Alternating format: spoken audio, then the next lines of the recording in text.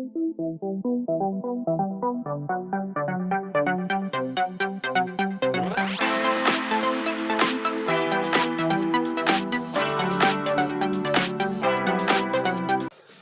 हुआ अति लघुतरीय और वस्तुनिष्ठ द्विघात समीकरण में देखो एक बात बार बार हम कहते हैं, अति लघुतरीय और वस्तुनिष्ठ प्रत्येक चैप्टर में आते हैं, नहीं आते बनेंगे तभी जब इसका मूल मंत्र पता रहेगा।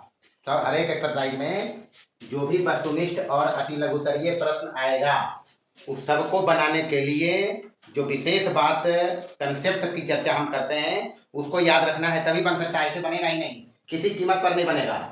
चलिए देखिए पहले अति लघुतरीय में पहला सवाल कहता है x बराबर -3 समीकरण 2x² प्लस 5x और प्लस 3 बराबर 0 का एक हल है, यही कहता है जी, का एक हल है। अच्छा हम बताया है द्विघात समीकरण ax² plus bx plus c बराबर 0 का अल्फा हल होगा यदि अल्फा को x के जगह डाल देना है, यानी a alpha square plus b alpha plus c बराबर हो जाए कितना, यही कहा जी अल्फा इस समीकरण का हल कहलाएगा।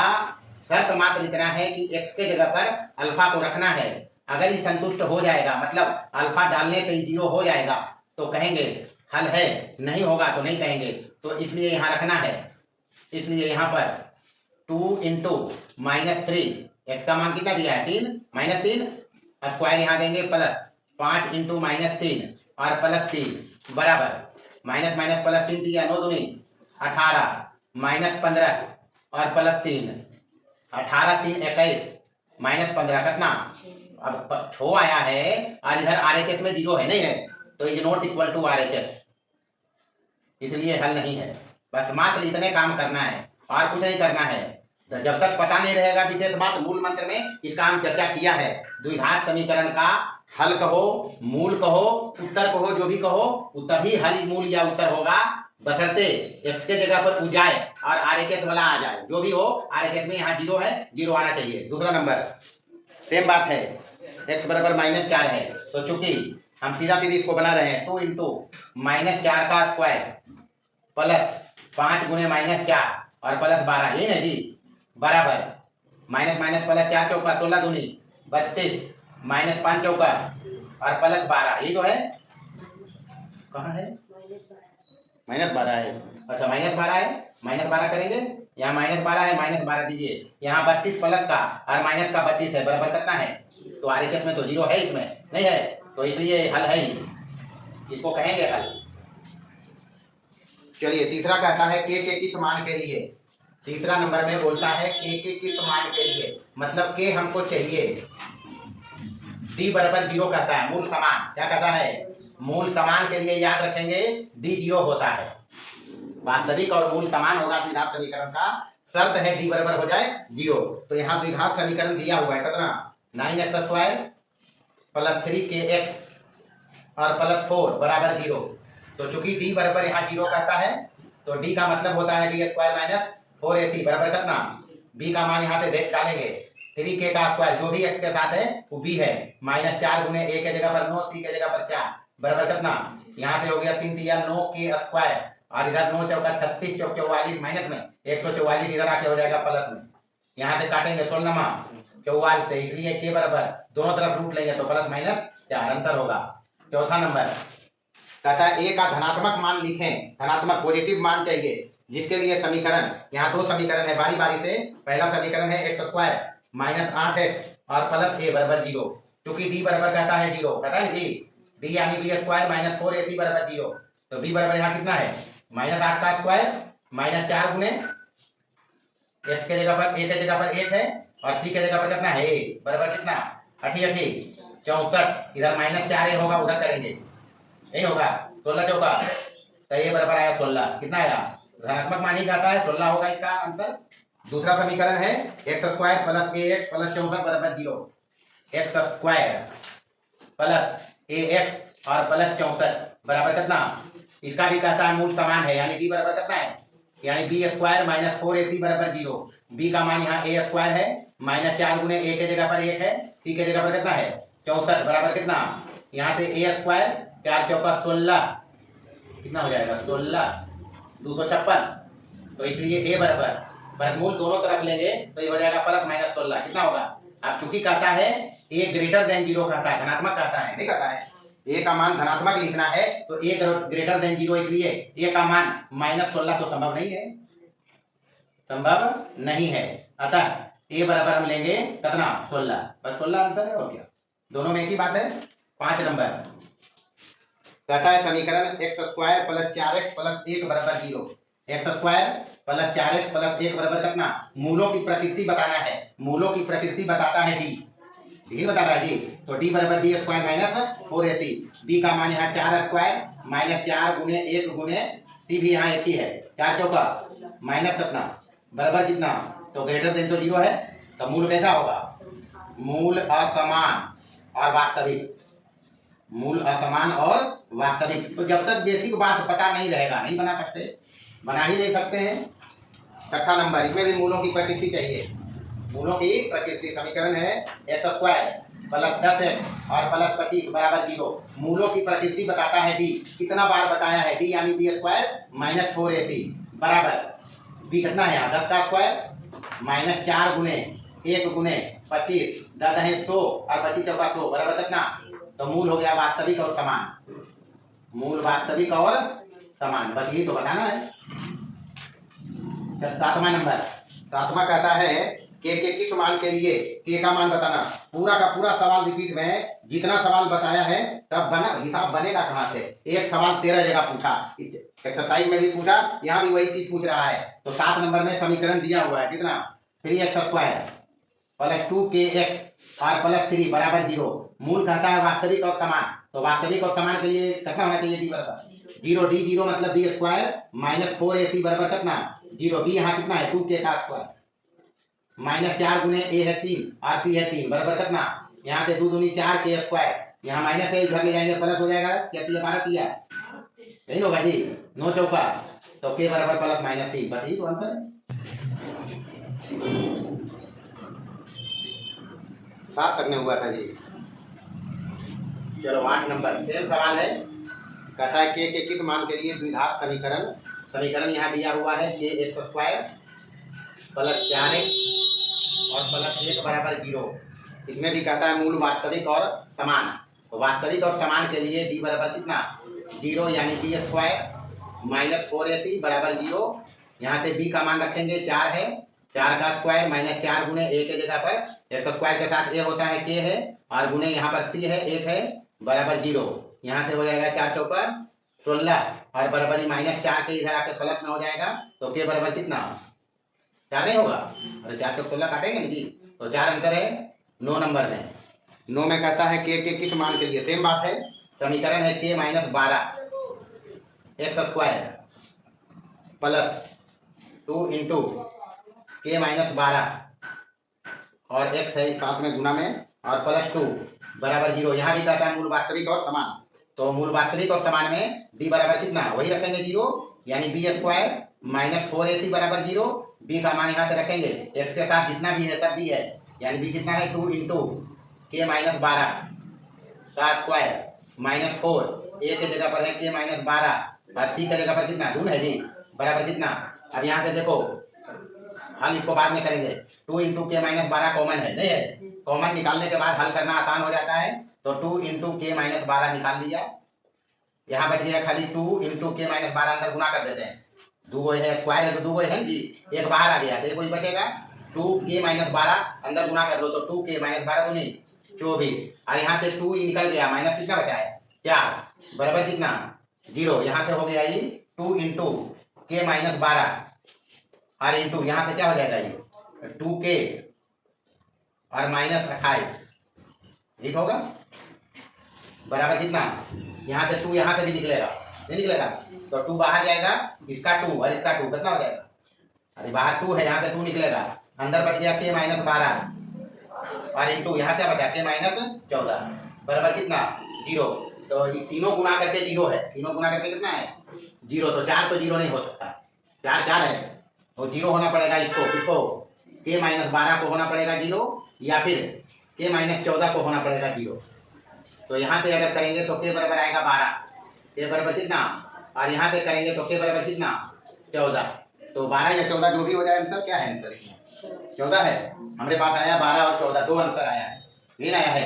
चेक करेंगे इसमें सबसे पहले यदि k बराबर हो जाए 12, k यहाँ 12 रखेंगे समीकरण ये, तो 12 माइनस 12 चेक करेंगे तो 0x² और प्लस भी हो जाएगा 0x और प्लस 2, यही होगा। तो द्विघात समीकरण बचेगा ही नहीं। k बराबर यहाँ कितना हो गया, तो ये 0 हो गया जी। तो इसलिए k बराबर 12 संभव नहीं है, 12 संभव नहीं है। तो 12 जब नहीं है तो k बराबर क्या होगा, 14 रखेंगे। k बराबर कितना 14, यही आंसर होगा। चेक कर सकता है अभी 14 रखिए, यहाँ 14 में 12 जाएगा। जब k बराबर रखेंगे 14 तो k का मान 14 होगा तो क्या बचेगा 2x², 14 में 12 जाएगा 2, यहाँ पे रखेंगे 14, 14 में 12 जाएगा 2 दूनी 4x प्लस का और प्लस 2 बराबर कितना, निकालिए d 0 आना चाहिए। मूल समान कहता है तो d बराबर b² माइनस 4ac बराबर 4k² माइनस 4 गुने 2 बराबर कितना 4 चौका और 4 चौका बराबर 0 है। तो k बराबर 14 चलेगा, इसमें ये अंतर चलेगा। चलिए 10 नंबर में समीकरण दिया है 2x² प्लस ax माइनस 8 बराबर 0, a का मान इसमें बताना है। सबसे पहले देखें, कहता है मूल वास्तविक के लिए हम बता रखा है d होना चाहिए ग्रेटर देन और इक्वल टू 0।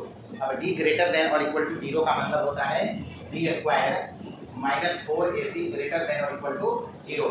अब यहाँ से देखें b x का कोफिशिएंट होता है, x का गुणांक यहाँ a है, a² minus 4 into a, x² के साथ 2 है, a होता है और c यहाँ अचर पद है माइनस का 8 ग्रेटर देन और इक्वल टू 0। यहाँ से ये हो जाएगा a², ये माइनस माइनस प्लस, यहाँ दोनों 8 64 है ग्रेटर देन और इक्वल टू 0। अब ध्यान देखें यहाँ a² प्लस 64, ये जो पूरी क्वांटिटी आएगी, पूरा मान जो आएगा उसको ग्रेटर देन और इक्वल टू 0 होना चाहिए। इसके लिए एक कोई भी रियल नंबर हो सकता है, कुछ भी एक का मान यहाँ रखेंगे हमेशा ये ग्रेटर देन और इक्वल टू 0 ही होगा। आप 0 रखोगे 64 होगा, माइनस में रखोगे कुछ भी रखेंगे रियल नंबर से, यहाँ हमेशा ये जो मान आएगा ग्रेटर देन और इक्वल टू 0 होगा। इसलिए यहाँ पर ए का कोई भी रियल नंबर मान चल सकता है, ए का मान कोई भी रियल नंबर यहाँ डालने से ये हमेशा प्रतिशत को संतुष्ट करेगा। इसलिए इसका आंसर होगा a बिलोंग टू r, कोई भी वास्तविक संख्या यहाँ दिया जा सकता है। 11 नंबर में देखेंगे, 11 नंबर में कहता है मूल समान होने की शर्त। सबसे पहले समीकरण दिया है x² प्लस 2px और प्लस q बराबर 0। कहता है मूल समान होने की शर्त लिखें। तो हम पढ़ाया है मूल समान के लिए d बराबर 0 यानी b² माइनस 4ac बराबर 0। यहाँ से रखेंगे b के जगह पर यहाँ 2p है x के साथ, तो 2p का स्क्वायर माइनस 4, a के जगह पर 1 है, c के जगह पर यहाँ 2 है बराबर 0। यहाँ से ये हो जाएगा 4p² माइनस 4q बराबर 0। यहाँ से 4 कॉमन करेंगे तो p² माइनस q बराबर 0। यहाँ से 4 0 नहीं हो सकता है, दोनों का गुना करके कहता है 0, तो 4 तो 0 हो नहीं सकता, 0 इसको होना पड़ेगा, यानी p² minus q is equal to 0। तो यहाँ से जवाब आएगा p² is equal to q, और यही है इसका जवाब। 12 नंबर में विवेचक लिखना है, कुछ नहीं करेंगे, सिर्फ d लिखना है 12 में। तो d बराबर p² माइनस 4ac, तो b के जगह पर यहाँ 10 है, तो 10 का स्क्वायर माइनस 4 इंटू a के जगह पर यहाँ d√3 है और 4ac के जगह पर यहाँ √3 है। इसको हल करेंगे, ये हो जाएगा 100 माइनस 3 हो जाएगा √3 गुने √3 3 या 9 चौका 36 बराबर, ये बचेगा घट से 64। 13 नंबर देखेंगे, 13 नंबर में इसमें द्विघात समीकरण दिया हुआ है, p का मान बताना है, मूल कहता है समान है। अब चूंकि मूल समान कहता है तो p बराबर, इसलिए d बराबर हम लिखेंगे 0, पता रखा है मूल समान के लिए शर्त है d बराबर 0 यानी विवेचक शून्य होना चाहिए, d यानी b² माइनस 4ac बराबर होना चाहिए 0। अब यहाँ से b² माइनस 4ac चाहिए। अब यहाँ समीकरण पर फोकस करेंगे, इसको पहले स्टैंडर्ड फॉर्म में लिखेंगे। अब स्टैंडर्ड फॉर्म में लिखेंगे क्योंकि a होता है x² का गुणांक, c होता है x का गुणांक, तो इसको गुणा करके हम द्विघात समीकरण को मानक रूप में लिखेंगे। तो ये हो जाएगा px² माइनस 2px और प्लस 6 बराबर 0। तो यहाँ से p बोलता है -2p, तो ये हो जाएगा -2p का स्क्वायर -4 इंटू a के जगह पर p और c के जगह पर 6 बराबर 0। यहाँ से ये हो जाएगा 2 दूनी 4 प्लस का 4p स्क्वायर माइनस 24 p बराबर 0। यहाँ से 4p कॉमन करेंगे, तो 4p कॉमन करेंगे तो बचेगा p माइनस 6 बराबर 0। अब यहाँ से देखें ये 4 गुने p इंटू p माइनस 6 बराबर बोलता है 0। ये तीनों यहाँ से 4p इंटू p माइनस 6 बराबर बोलता है 0। ध्यान रखें यहाँ 4 तो 0 हो नहीं सकता है, 4 है, ये दोनों को 0 होना पड़ेगा, यानी या तो p 0 हो जाए या फिर p बराबर 6 हो जाए। इसको 0 करेंगे तो p बराबर 6 हो सकता है या फिर p 0 होगा। अब यहाँ फोकस करेंगे, ये स्क्वायर का गुणांक है p। यहाँ पर देखेंगे तो यहाँ समीकरण बताया है ax square plus bx plus c बराबर 0, a is not equal to 0 और a होता है x स्क्वायर का गुणांक। ध्यान रखें x स्क्वायर का गुणांक 0 नहीं हो सकता है, इसलिए हम यहाँ पर p 0 नहीं रख सकते। p 0 रखने से ये द्विघात समीकरण ही समाप्त हो जाएगा। अब देखिए यहाँ p 0 तो 0x square minus 0x plus 6, तो ये 6 बराबर 0 मीनिंगलेस बात है, इसलिए p को हम 0 नहीं रख सकते। अतः p का मान यहाँ से 6 आएगा आंसर और यही होगा इसका जवाब। देखिए 14 नंबर विवेचक लिखना है, यही करना है जी। तो समीकरण है 2x square minus 7x plus 6 बराबर 0। डी बराबर इसको चाहिए, तो डी बराबर बी स्क्वायर माइनस 4ac यही होता है बराबर माइनस 7 का स्क्वायर माइनस 4 गुने a के जगह पर 2 और c के जगह पर कितना, तो यहाँ से हो जाएगा 7 माइनस माइनस प्लस माइनस, यहाँ से 4 दूनी 8 तक बराबर कितना आया विवेचक, एक होगा और क्या 15 नंबर। इसमें भी कहता है विवेचक ही लिखिए। समीकरण है √2x स्क्वायर प्लस 7x और प्लस 5√2 बराबर कितना, तो विवेचक चाहिए, तो बी स्क्वायर माइनस 4ac होता है विवेचक बराबर डी कितना है यहाँ 7 का स्क्वायर माइनस 4 गुने √2 और c 5√2 यही होगा। 7 49 इधर से हो गया 5 दूनी 10 √2 गुने √2 5 दूनी 10 चौका बराबर कितना होगा विवेचक 9 आंसर होगा। 16 नंबर मूलों का योगफल एवं गुणनफल चाहिए। मूलों का योगफल, तो मूलों का योगफल अल्फा प्लस बीटा बराबर क्या बताया माइनस बी बटे ए बराबर माइनस बी बटे ए मतलब माइनस बी के जगह पर कितना है -10, तो -10 बटे ए के जगह पर कितना √5, तो ये हो जाएगा माइनस माइनस प्लस 10 बटे √5, तो √5 से इसको रेशनलाइज करेंगे तो √5 बटे √5 ये हो जाएगा 10 √5 ऊपर में, नीचे हो गया 5 दूनी 10 हो गया, तो 2√5 होगा। अल्फा इंटू बीटा बोलता है, तो अल्फा इंटू बीटा सी बटे ए मतलब कितना होगा -√5 और बटे कितना √5, तो बराबर -1, तो इसलिए मूलों का योगफल ये है, गुणनफल ये है। इसके बाद दो ऐसे क्रमागत विषम धनात्मक पूर्णांक ज्ञात कीजिए जिनके वर्गों का योग 394। विषम धनात्मक पूर्णांक, अच्छा सबसे पहले ध्यान रखना है नंबर है 16 नंबर 14 15 16 ही है 16 नहीं था जी, तो 17 नंबर देखें आप। 17 नंबर में इसको चाहिए दो विषम धनात्मक पूर्णांक। विषम धनात्मक पूर्णांक होता है 1 3 5 7 9, यही ना जी, लगातार चाहिए।